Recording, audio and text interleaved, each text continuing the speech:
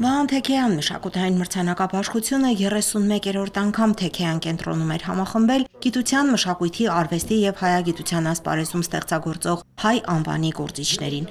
1991 թվականից սկսած ամեն տարի Թեքեյան մշակութային միության վարչությունը խրախուսական մրցանակներ է շնորհում աչքի ընկած արվեստագետներին, արժանահիշատակ, մնայուն եւ ազգային նշանակություն ունեցող գործ ստեղծելու համար։ Այս տարի մրցույթին մասնակցության հայտ էր ներկայացրել 2 տասնյակից ավելի հեղինակ ստեղծագործող։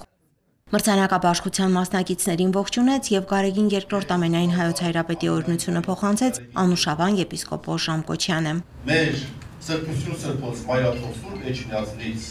հայոց Բեթղեհեմից բերում ենք ձեզ օրհնությունները Հրապարակ Տիրոջ ու մաղթում, որ ել ավելի ամրանա այս ձեռնարկը, խորուկ դառնան նրա արմատներն ու ել ավելի աղատանան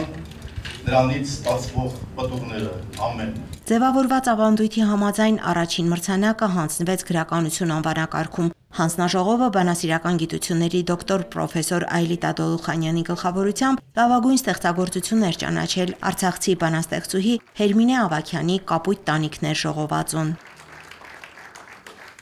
Հերմինեն Արցախից բռնագաղթված այն հազարավոր հայերից է, որն իր ծննդավայրի հուշն ու կարոտն է փորձել բանաձևել այս փոքրիկ գրքույկում։ Շրջափակված հայրենիք, անտարբեր մարդկություն եւ նամակ բանաստեղծություններ, որոնք հասցեատեր չունեն։ Դա հոգեվոր մեծ աշխարհ էր։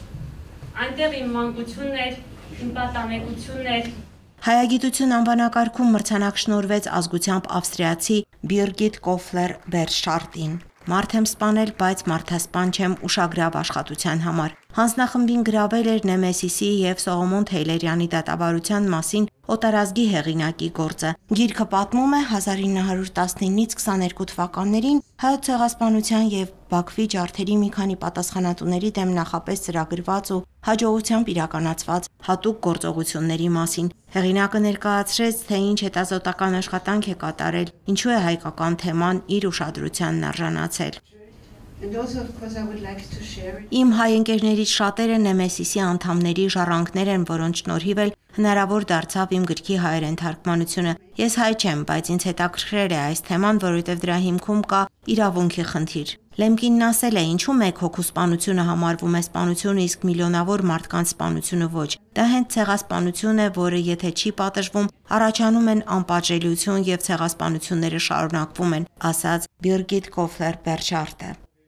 Կերպարվեստ անվանակարգում մրցանակ շնորհվեց դարաշրջանի քաղաքական հայտնի գործիչ Անաստաս Միկոյանի ժառանգին, գրող, երաժիշտ, պրոդյուսեր, նկարիչ Ստաս Նամինին իր 25 գեղանկարի համար։ Հեղինակը պատմեց, որ մանուկ հասակում հաճախ է եղել Հայաստանում, սիրել լոռվա բնությունն ու պատմամշակութային կոթողները եւ հատկապես Սանահին հնամենի վանական համալիրը։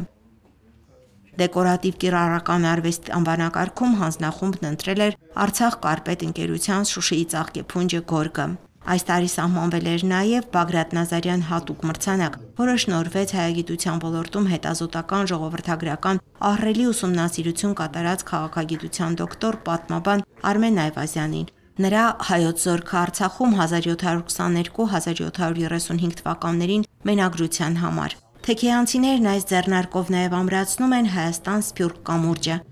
Առավել եւս բանթուղթայու համար